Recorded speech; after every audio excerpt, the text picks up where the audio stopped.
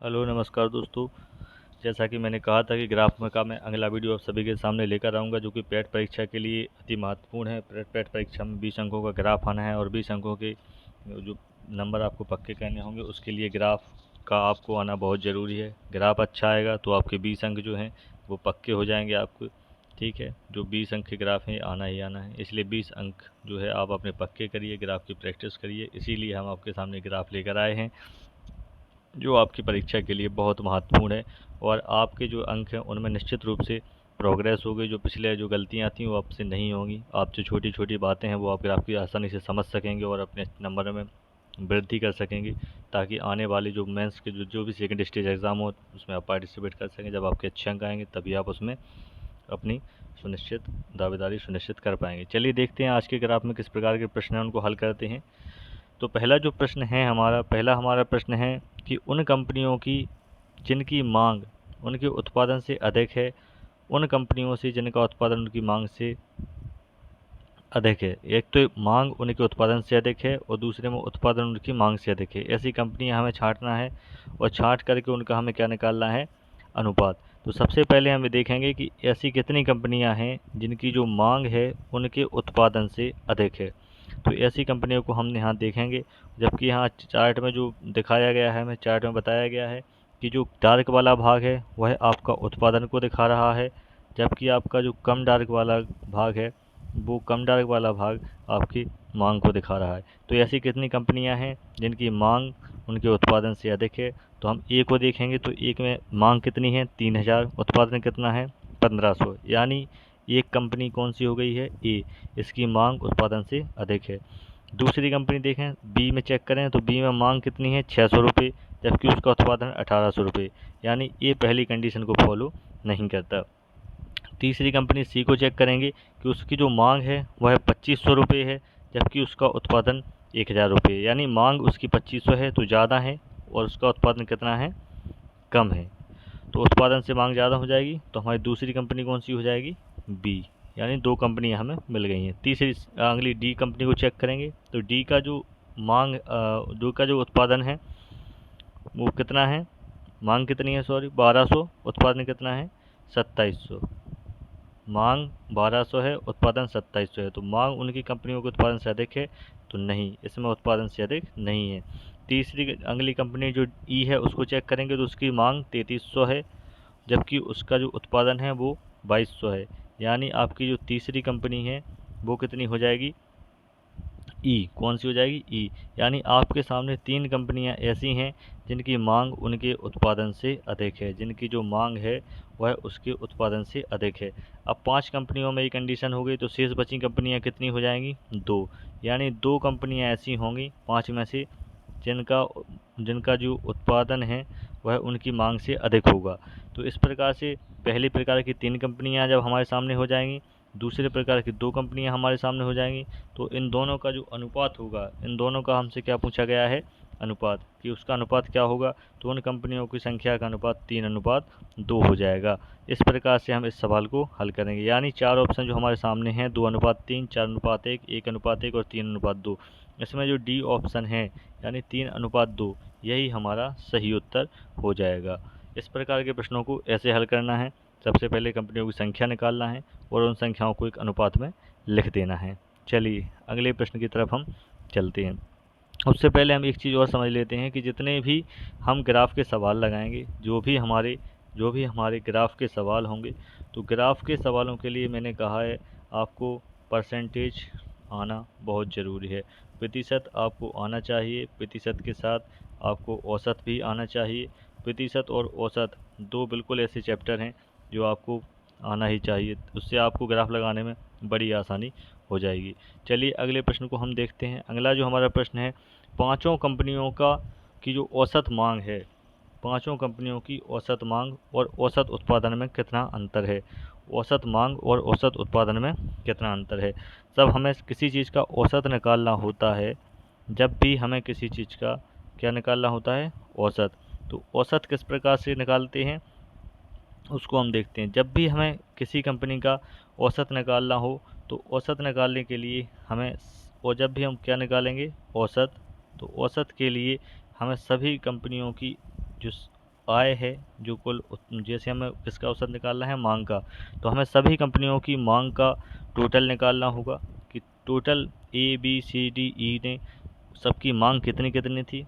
जब हम सभी टोटल निकाल लेंगे मांग का, तो उसमें कंपनियां कितनी थी, अब उन संख्याओं का हम भाग देंगे, तो 1 B C D E यानी कितनी होगा जी, 1 2 3 4 5। तो सभी कंपनियों की मांग का जो टोटल है वो निकाल लेंगे और उसमें कंपनियों की संख्या से भाग देंगे। इस प्रकार से हम मांग निकालते हैं, औसत निकालते हैं सॉरी। और यही औसत यदि हमें उत्पादन का निकालना है, तो हमें हर वर्ष की कंपनियों की संख्या का जो उत्पादन है उनका हम पहले टोटल करेंगे, जितना जितना उत्पादन है उनका हम टोटल करेंगे, और टोटल करने के बाद हम कंपनियों की जितनी संख्या होगी उनका हम उसमें भाग दे देंगे। यानी जब हम बात करें किसकी, औसत उत्पादन की, तो उत्पादन के लिए हम जो टोटल होगा, टोटल किसका, उत्पादन का, टोटल किसका, उत्पादन का, उसमें कंपनियों की संख्या कितनी है, 5। कंपनियों की संख्या कितनी है, 5। तो उसमें हम 5 से भाग देकर निकाल सकते हैं कि उत्पादन का औसत कितना है। उस पर औसत जब भी निकालना हो, सबसे पहले हमें सभी संख्याओं को जोड़ना है और संख्याएं कितनी हैं उस चीज़ का हमें भाग देना होता है। इस प्रकार से हम औसत निकालते हैं। चलिए अब हम इस सवाल को हल करें। इस सवाल में जो पूछा गया है उसको हम हल करते हैं, उसे किस तरीके से लगाना है। तो सबसे पहले जो सवाल में चर्चा हुई है कि हमें सब 5 जो कंपनियां दी हुई हैं उनकी औसत मांग और औसत उत्पादन का जो है अंतर निकालना है। यानी जो मांग है औसत और जो उत्पादन है, इन दोनों का हमें अंतर जो है वह निकालना है। तो इसे किस प्रकार से निकालेंगे, तो जब हम इसकी मांग को टोटल करेंगे, सबसे पहले हम क्या करेंगे, इसकी औसत निकालने के लिए सबसे पहले जब हम इसका औसत निकालेंगे तो हम इसकी मांग को टोटल करेंगे कि मांग का योग कितना हो रहा है। तो इधर देखें तो मांग हम कितनी देखें, तो मांग बराबर कितना हो जाएगा, सबसे ए की मांग कितनी है, 3000। ए की मांग हो जाएगी 3000 प्लस बी की मांग 600, बी की मांग 600 प्लस सी की मांग कितनी हो जाएगी, 2500, सी की मांग हो जाएगी 2500, डी की मांग कितनी हो जाएगी, 1200, डी की मांग कितनी है, 1200, और ई की मांग कितनी है, 3300। ई की जो मांग है वह 3300 है। अब हम क्या देखेंगे, इनको हम जब टोटल करेंगे तो इनका जो टोटल आ जाएगा इनका 10,600। जब इसको आप टोटल करेंगे, इन सभी चीज़ों का टोटल आप जब करेंगे तो आपका कितना आ जाएगा, 10,600। अब हमने बताया कि जो भी टोटल है यानी 10,600, इसमें किसका भाग देना है, 5 संख्याओं का, क्योंकि 5 कंपनियां हमारे सामने हैं, ABCDE 5 कंपनियां हैं। तो हम इनके टोटल जो है इसमें कितने का भाग देंगे, 5 का औसत निकालेंगे, 10,600। यानी हमारे सामने जो टोटल आया मांग का वो कितना आ गया है, 10,600। अब हम 10,600 में कितने का भाग देंगे, 500 का।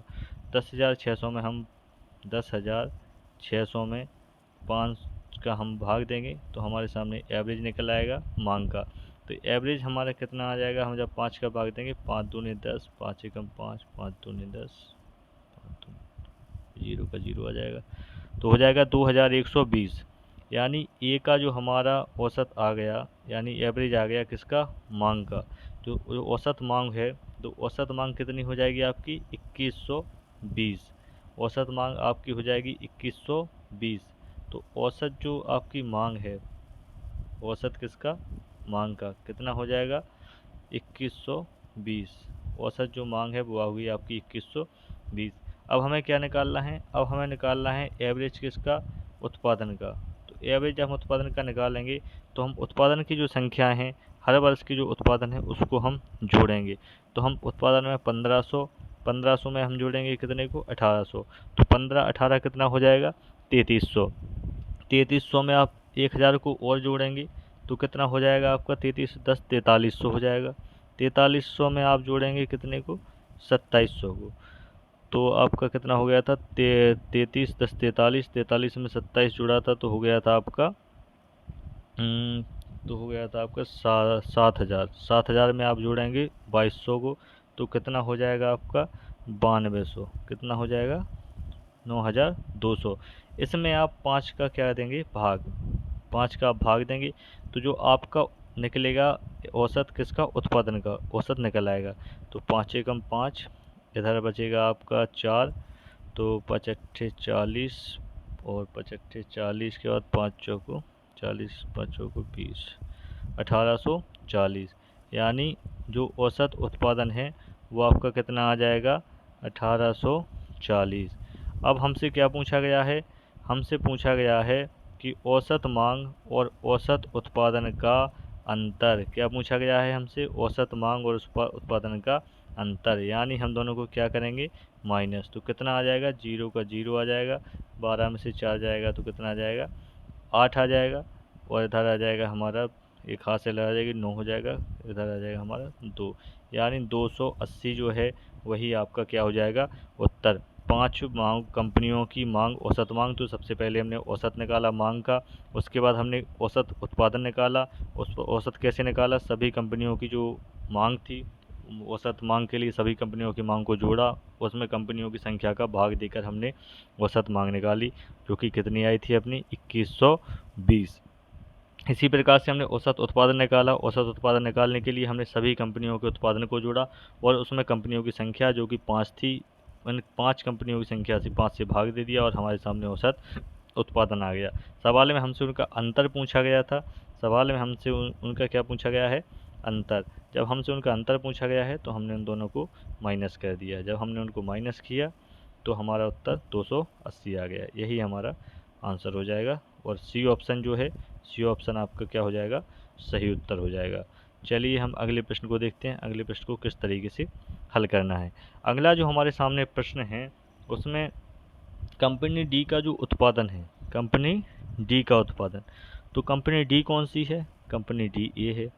इसका उत्पादन क्या है, तो हम देखेंगे कि जो डायरेक्ट से है वो क्या है उत्पादन, तो उत्पादन कितना है 2700। तो सवाल है कंपनी डी का उत्पादन, यानी जो 2700 है, कंपनी डी का उत्पादन कितना है 2700, कंपनी ए के उत्पादन का कितने गुना है। तो कंपनी ए कहाँ है, कंपनी ए है, कंपनी ए का उत्पादन कितना है 1500, कंपनी ए का उत्पादन हो जाएगा 1500। उन्होंने कहा कितने गुना है, हमें नहीं पता कितने गुना है, तो हम इसमें क्या लिखेंगे कि मान लो कि कितना गुना हो जाएगा x गुना। तब हम इसको आगे हल करेंगे तो इधर 2 जीरो से 2 जीरो क्या हो जाएगा कैंसिल होगा, 3 से 9 बार में 27 कट जाएगा, 3 से 5 बार में 15 कट जाएगा, यानी x बराबर आपका आ जाएगा 9/5। x बराबर कितना हो जाएगा 9/5, 5 का आप भाग देंगे तो 5 एकम 5 और दशमलव लगा के हो जाएगा 5 अट्ठे 40, यानी 1.8।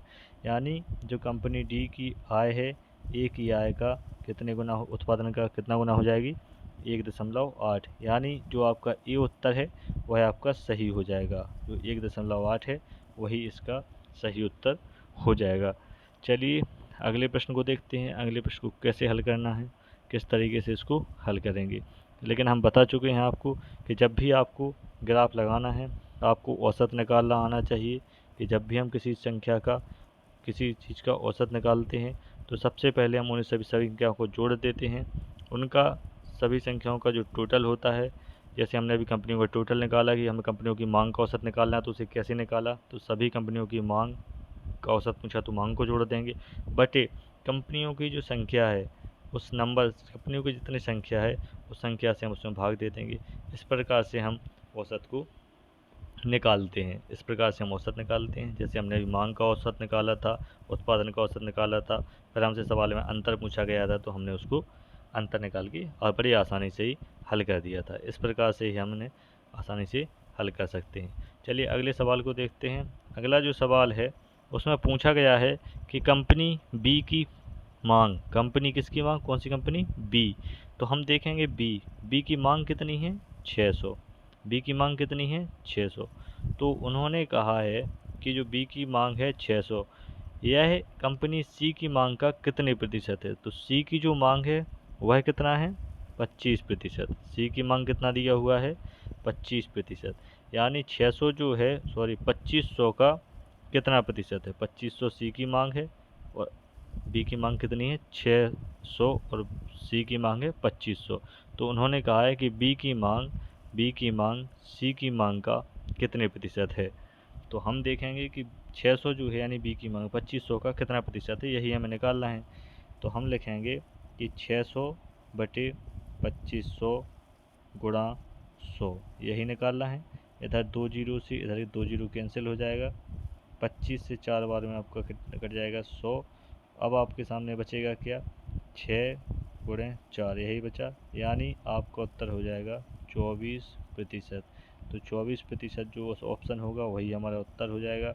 और हम यहाँ देख रहे हैं कि बी ऑप्शन जो है 24%, यही हमारा उत्तर हो जाएगा। इस तरीके से आप ग्राफ के सवालों को बड़ी आसानी से हल कर सकते हैं, लेकिन आपको ये जानना होगा कि इनके लिए क्या ज़रूरी है। जैसे सवाल में एक तो सवाल में हमें देखना है सबसे पहले जिस चीज़ की बात की जाती है हमें उस चीज़ को देखना होता है। जहाँ कंपनी बी की बात की तो हमने बी पर जाएंगे, बी में देखेंगे कि मांग की बात की है तो बी की मांग को देखेंगे। फिर सी की बात की तो सी में जाएंगे, कंपनी सी को देखेंगे, उसमें उसकी मांग को देखेंगे, उसकी मांग कितनी है। फिर उसका प्रतिशत पूछा गया है तो प्रतिशत कैसे निकालते हैं, इस चीज़ की हमें जानकारी होनी चाहिए। तो इस प्रकार से हमने निकाला कि 600 2500 का कितना प्रतिशत है और हमने उसको निकाला, वही हमारा उत्तर कितना हो गया 24%। यानी बी की मांग सी की मांग का कितना प्रतिशत है 24%। चलिए आगे देखते हैं। अच्छा, आगे एक चीज़ और देखेंगे कि पहले इस प्रकार के जो सवाल आते हैं कि मानना कि ए जो है बी का कितना प्रतिशत है, ए बी का कितना प्रतिशत है। इस प्रकार के सवाल बहुत जब आप ग्राफ लगाओगे तो उसमें इस प्रकार के सवाल आएंगे, लेकिन आपको बेसिक सवाल है तो इसको हम बता देते हैं कि कैसे निकालना है। यदि ए बी का कितना प्रतिशत निकालना है तो ए को लिखते हैं बी का, तो बी से निकालना है तो बी को हम नीचे रखेंगे और उसमें 100 का गुणा कर देंगे। इस प्रकार से आप प्रतिशत निकालेंगे कि ए बी का कितना प्रतिशत है। इस प्रकार यदि पूछते बी ए का कितना प्रतिशत है, यदि सवाल को पूछते कि बी ए का कितना प्रतिशत है तो बी बटे ए नीचे हमेशा उसको रखेंगे जिससे प्रतिशत निकाल, जिसका या जिससे पूछा जाता है उसी को आपको नीचे रखना है। जैसे यहाँ बी का पूछा गया है या बी से लिख देते तो भी आप बी को नीचे रखते, ठीक है। इस प्रकार से आप प्रतिशत निकालेंगे, क्योंकि प्रतिशत और औसत दो चैप्टर के बिना आप ग्राफ नहीं लगा पाएंगे, क्योंकि ग्राफ में इन्हीं संबंधित प्रश्न पूछे जाते हैं। और जब जो कठिनाई का लेवल है वो थोड़ा बढ़ा दिया जाता है तो उसमें लाभ हानि भी शामिल कर दिया जाता है। चलिए फिलहाल हम अगले प्रश्न को देखते हैं। अगला प्रश्न जो है हमारा क्या है, पाँचवा जो प्रश्न है हमारा, पाँचवें प्रश्न में पूछा गया है कि यदि कंपनी ए की जो मांग की पूर्ति के लिए, ए की मांग की पूर्ति के लिए, यानी ए की जो जितनी मांग है, यानी ए को जितनी क्या है मांग, ए को जितनी मांग है उसकी पूर्ति हो जाए, यानी उसका जो उत्पादन अभी कितना हो रहा है 1500 का, कितना हो रहा है 1500, जबकि उसको ज़रूरत कितने की है 3000 की। ए का उत्पादन 1500 का हो रहा है, उसको ज़रूरत है 3000 की, यानी 1500 का उत्पादन होने के बाद 3000 की उसकी मांग है और 1500 का उत्पादन हो रहा है, यानी उसकी जो उत्पादन है उसकी जो मांग है उसका अंतर, यानी उसको अभी कितने की ज़रूरत है 1500 की और ज़रूरत है, 1500 चीज़ों की और ज़रूरत है। तो वह पूछ रहा है कि एक टीवी कंपनी ये अपनी मांग की पूर्ति के लिए किसी एक कंपनी से टीवी सेट खरीदे तो कौन सी कंपनी उसकी ज़रूरत को पूरा कर सकती है। तो इस प्रकार के सवाल में हम देखेंगे कि उसकी ज़रूरत तो वही कंपनी पूरी कर सकती है जिसका उत्पाद जो मांग है वह जितनी मांग है उससे ज़्यादा उसका उत्पादन हो रहा हो। यदि आपको 100 रुपये की ज़रूरत है और आपके पास 200 रुपये हैं, तब आपकी मांग पूरी होने के बाद आपके पास कितने रुपये बचेंगे 100 रुपये। यदि इस प्रकार के सवाल को हम ऐसे समझते हैं कि माना कि यदि आपके पास 200 रुपये हैं, आपके पास कितने रुपये हैं 200, आपके पास 200 रुपये हैं जबकि आपको ज़रूरत कितने रुपये की है सिर्फ 100 रुपये की, तो आपके पास जो एक्स्ट्रा रुपये होंगे वो आपके सामने 100 रुपये और बचेंगे, तो वह 100 रुपये आप किसी को दे सकते हैं, किसी की आप पूर्ति कर सकते हैं। बिल्कुल यही कंडीशन इस सवाल में लगेगी कि सवाल में करना क्या है, सवाल में को भाषा को किस प्रकार से समझना है। तो ए की ज़रूरत को कौन पूरा करेगा, तो हमने यहाँ देखा कि ए को कितने की ज़रूरत है, ए की मांग 3000 की थी, उत्पादन 1500 का हो रहा है, यानी ए को 1500 रुपये की क्या है ज़रूरत, ए को 1500 की क्या है ज़रूरत। अब जो भी ज़रूरत को पूरा करेगा वही हमारा क्या हो जाएगा उत्तर। तो हमने देखा बी कंपनी में हम अगर देखें तो बी कंपनी का जो उत्पादन है मांग है, बी कंपनी की जो मांग है, बी कंपनी की मांग कितनी है 600 रुपये, जबकि उसका उत्पादन कितना है 1200 रुपये। यानी वो अगर 1800 में से अगर वो अपनी मांग की पूर्ति कर दे 600 की तो उसके पास कितने बचेंगे 1200, कितने बचेंगे उसके पास 1200, लेकिन हमें कितने की ज़रूरत है 1500 की। यानी बी कंपनी हमारे उत्पादन को जो हमारी ज़रूरत है उसको पूरा नहीं कर सकती। सी कंपनी की बात करें तो उसकी मांग ही 2500 की है और उसका उत्पादन कितना हो रहा है, सी का उत्पादन कितने का हो रहा है 1000 का, यानी उसकी खुद की ही पूर्ति नहीं हो रही है तो वो ए की मांग को कैसे पूरा करेगा, तो ए भी उसको कंडीशन को पूरा नहीं कर रहा है। अगर हम डी कंपनी की बात करें तो इसका जो मांग है वो कितनी है 1200, डी की जो मांग है वो कितनी है 1200, जबकि उत्पादन हो रहा है 2700 का, यानी जितनी चाहिए उससे ज़्यादा इसके पास है। तो इसका हम अंतर चेक कर लेते हैं, इसका अंतर हमारे जितना हमें ज़रूरत है उतना हो रहा है कि नहीं।